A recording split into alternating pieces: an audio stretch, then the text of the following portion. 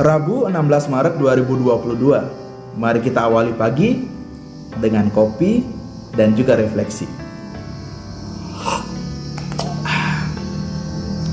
Baik, baca Injil pada hari ini secara umum berkisah tentang bagaimana Yesus sebelum pergi ke Yerusalem memanggil murid-muridnya secara tersendiri. Kemudian Yesus mengatakan bagaimana anak manusia akan diserahkan kepada imam-imam kepala dan ahli-ahli Taurat, dan juga bagaimana anak manusia akan disesah, diolok-olok. Dan dalam rangkuman secara umum, Yesus berkisah tentang penderitaan dan juga bagaimana ia akan wafat. Lalu kemudian ibu dari anak-anak Zebedeus dan juga anak-anaknya, Yakobus dan Yohanes, datang kemudian meminta agar anak-anaknya bisa duduk satu sebelah kanan Yesus dan satu sebelah kiri. Dan dengan demikian murid-murid yang lain menjadi marah karena itu. Baik saudara-saudari yang terkasih dalam Kristus, ada beberapa hal yang boleh menjadi refleksi kita pada pagi hari ini. Yang pertama, Yesus memanggil murid-muridnya secara tersendiri. Biasanya kalau orang memanggil beberapa orang atau orang tertentu secara tersendiri, itu ada sesuatu yang tidak hanya penting, tetapi juga khusus. Dan Yesus dalam hal ini pasti melihat murid-muridnya adalah sosok-sosok yang dikhususkan di dalam peristiwa yang akan dialami oleh Yesus. Kenapa? Karena peristiwa yang Yesus katakan kepada murid-muridnya kemungkinan besar bisa akan menggoncang iman murid-muridnya. Maka Yesus terlebih dahulu harus mempersiapkan mentalnya supaya mereka menjadi kuat di dalam iman seperti itu.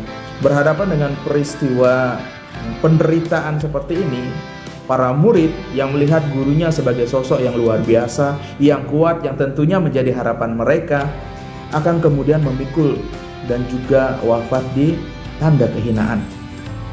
Dan ini menyadarkan kepada para murid dan juga kepada kita bahwa keselamatan itu tidak pernah bisa tercapai kalau tidak ada pengorbanan.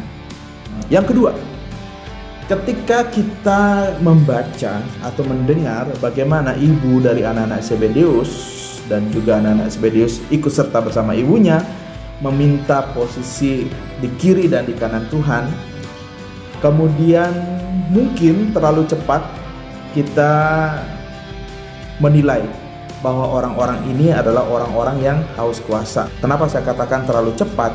Terlalu cepat kadang orang menilai mereka dalam tanda kutip haus kuasa ya. Karena kemudian kita lupa bahwa permintaan ini diawali dengan peristiwa Yesus menyampaikan kepada murid-muridnya tentang penderitaan yang akan dialaminya.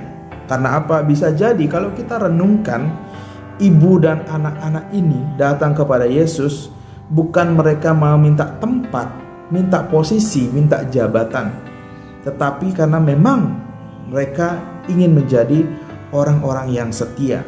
Bahkan di dalam penderitaan dan kemuliaan yang lahir karena penderitaan yang Yesus ambil, mereka tetap mau menjadi orang-orang yang tetap berada di sisi kiri dan kanan.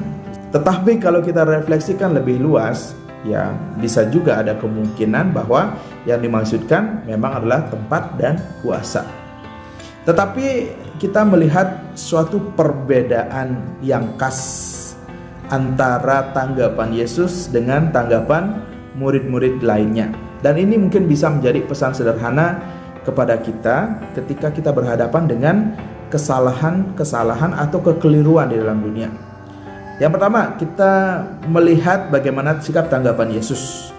Ya, berhadapan dengan pertanyaan dan permintaan, Yesus tidak langsung marah. Yesus hanya mengatakan, sanggupkah engkau meminum cawan? Jadi apa yang dilakukan oleh Yesus adalah memberi suatu pemahaman, meluruskan bahwa permintaan mereka punya konsekuensi seperti ini. Bahwa dalam tanda kutip, bahwa permintaan mereka juga akan mendatangkan pengorbanan yang sama seperti yang diambil oleh pengorbanan sang guru. Berbeda halnya dengan para murid. Mendengar ibu dan anak Zebedeus datang meminta hal itu, mereka menjadi marah.